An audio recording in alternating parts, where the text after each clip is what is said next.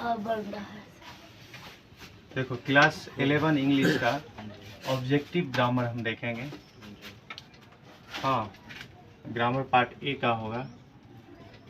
यहाँ पहला देखते हैं कि चेन्नई इज देश लार्ज सिटी। तो चूज द करेक्ट आर्टिकल पूछेगा, तो हमें पता होनी चाहिए चेन्नई एक शहर का नाम है और कह रहा कि यह एक बड़ा सिटी है। तो बड़ा शहर है तो एक है काउंटेबल नाउन है, तो ए या एन या द या नो आर्टिकल, चारों चूज करना है। तो यहाँ क्या होना चाहिए, ये पहला अक्षर अगर लार्ज का भवेल से शुरू होता है एन लगता, नहीं ये एल है, तो एल जो है large, L A R G large, तो लार्ज को हम लोग लॉ से उच्चारण करते हैं नहीं, तो इसलिए इसमें क्या होनी चाहिए, परफेक्ट क्या होना चाहिए, ए होना चाहिए। तो हो जाएगा Chennai is a large city, correct है।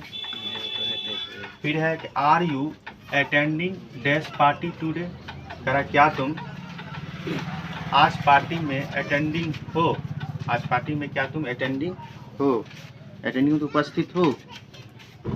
तो हाँ, तो क्या तुम पार्टी में उपस्थित हो, तो are you attending dash party today, जब तुम पार्टी में अटेंडिंग हो तो choose the correct article a या एन या द या नो आर्टिकल। तो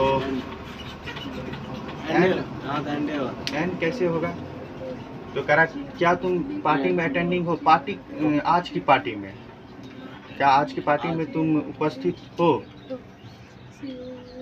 तो यहाँ क्या होना चाहिए, ए या एन या द या नो आर्टिकल, दोनों में से देखना है।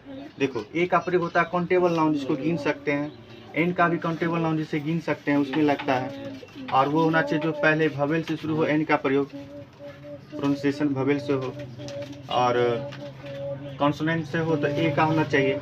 यहाँ करा क्या तुम उस आज की पार्टी जो है कोई खास हो रहा है उसमें उपस्थित होगे या उपस्थित होगे, तो इसमें आर्टिकल द लगेगा, फिक्स पार्टी, पार्टी क्या है फिक्स है तो द हो जाएगा, ठीक है।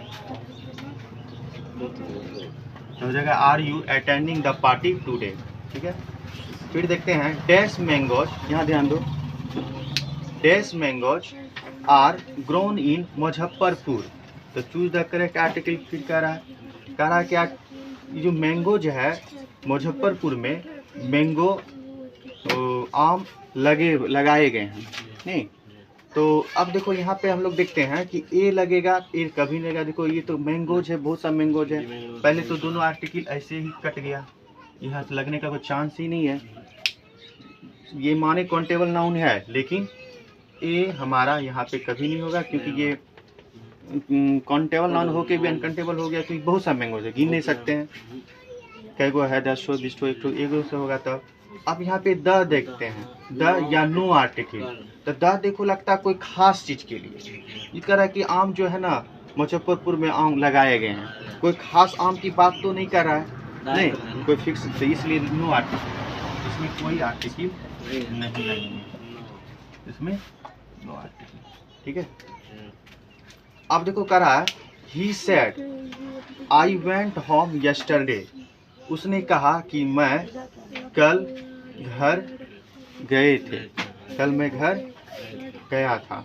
तो यहाँ देखो choose the correct indirect narration में आ गया, नरेशन हम लोग पढ़ेंगे तत्काल, अभी जानो कि जब ये इन्वर्टेड कॉमा हटता है तो दैट का प्रयोग होता है, यस्टरडे का प्रीवियस डे हो जाता है नहीं। तो यहाँ पे हम लोग और ये SON का रूल चलता है, सब्जेक्ट SON का रूल होता है SON, और first second third, first person subject अनुसार बदलता है, ऑब्जेक्ट सेकंड पर्सन बदलता है, और थर्ड पर्सन नो चेंज होता है ना। तो थर्ड पर्सन नो चेंज होता है। अब थोड़ा सा सेंस हम लोग लगा लेंगे, तो यहाँ देखो क्या हो जाएगा, ही सेड दैट, यहाँ तो सही है। अब ही देखो आई है फर्स्ट पर्सन, सब्जेक्ट अनुसार ही का ही होगा, तो ये तो यहाँ तक तो सही है।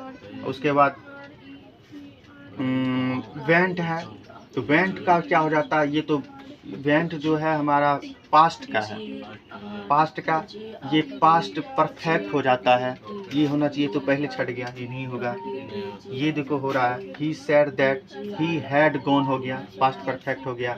होम, आप देखो तुरंत बता दे यस्टरडे का क्या था, द प्रीवियस डे, तो ऑप्शन इज बी करेक्ट हो जाएगा। ठीक है, इसे नोट करो।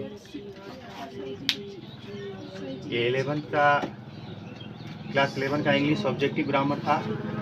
आगे इस प्रकार से हम एक दिन इसका बुक और ग्रामर ट्रांसलेशन क्लास 11 और 12 का चलते रहेगा। ठीक।